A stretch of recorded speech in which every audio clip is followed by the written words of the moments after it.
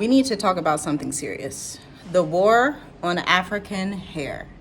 Now, I used to be a natural hair blogger. Many of y'all did not know that. Back in 2016, 2017, the way I started my business, I actually blogged about natural hair because that's what I'm passionate about. And so I have not straightened my hair since 2015. So that'll be 10 years next year. Wow, since 2015. And as you can see, I have this is actually called the Tanavo. I don't know if I'm saying that right. Tanavo. And it originates in Madagascar. And I am currently not far from Madagascar, so that's cool. But it's a natural hairstyle where you just braid it and you leave like the ends just in these little balls.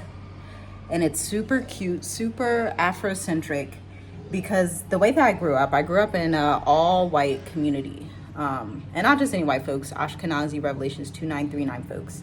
And so I always saw standards of beauty that did not look like me. But as a young child, I knew I always wanted to just wear my natural hair. That's all I wanted. I didn't want to convert to anybody else's hair. I didn't want to convert to anybody else's standard of beauty. I wanted to look the way the Most High made me to be as a child. And so this is the same thing that I instill in my daughters and also my sons. Obviously, one day when they get married, they're going to go after an African woman that loves her natural beauty. But this is such an intimidating thing for other races because it reminds them of the dark ages. It reminds them of the ages where they weren't empowered.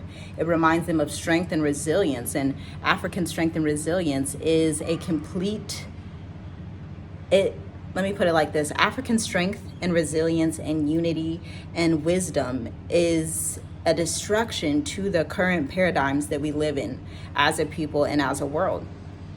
And so if you're someone who wears weaves, sis, I love you, but take the weave off. If you're someone that perms your hair, whether you're in the diaspora or you're in Africa, you're a continental African, Tanzanian, Kenyan, Ghanaian, South African, Zambian, whoever, take the perm out. It is poisoning your scalp. It's completely destroying your health. It even leads to fibroids, and your creativity is capped. You can't be your true self if you never let yourself wear your real hair. You can't be your true self if you never let yourself wear your real hair. And if you think that there's something inherently wrong with your natural hair, there's nothing wrong with it. It's beautiful.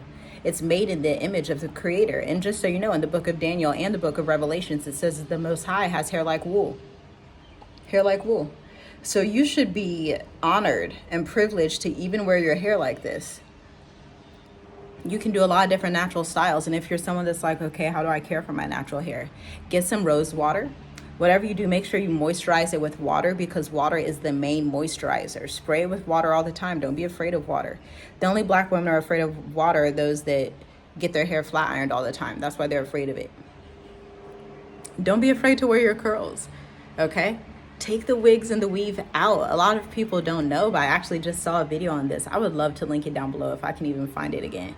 But a South African sister revealed that a lot of the weaves that people wear that are from East Asia and Southeast Asia, these people will go into temples, they will devote them to Hindu gods, okay? And the temple owners make millions. Yes, this owner of the temple, he spoke on the camera. He said he made $1 million last year from cutting off the women's hair and sending it to black women across the diaspora in Africa and in other areas.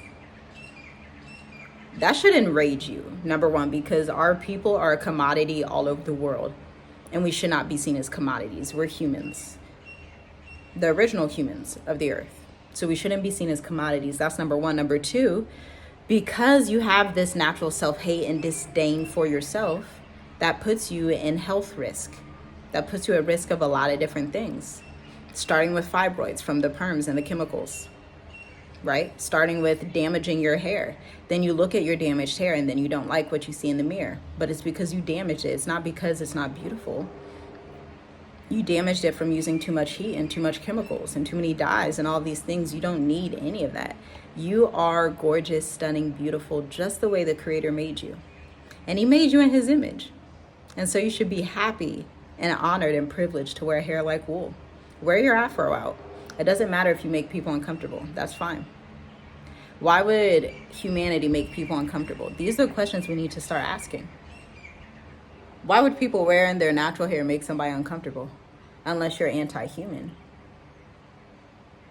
These are things we gotta start thinking about. So this video is just short. I just want to come on here and say that because I found this cool style by the Malagasy women. Shout out to them.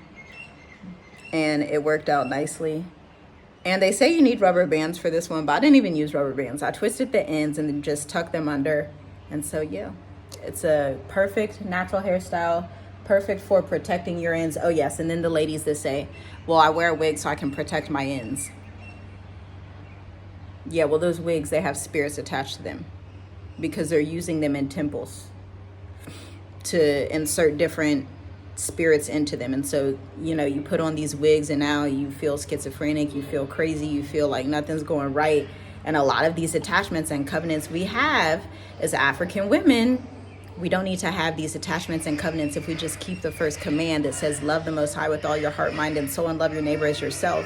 And so if you love the Most High, you wouldn't seek to change the way he made you. You wouldn't seek to be like somebody else just because there's a world with Eurocentric standards of beauty. And if you're someone that's afraid of losing your job because of that, see what you can do about that. Maybe you don't really need that job. Do you really need that job that wants you to not be yourself? That's why I'm a proud, happy, blessed entrepreneur. I love the fact that I can wake up and style my hair anyway, and my clients love it too. Because they support natural beauty and natural things. So I implore you to just be organic, be you, be natural. Let the weaves go. You don't need it. You just need to take care of your hair and take care of yourself, and the rest will figure it out. Honor the Most High in everything you do. That includes caring for your hair because he made it for a reason. If he didn't like it, he wouldn't have made it. Shalom, shalom.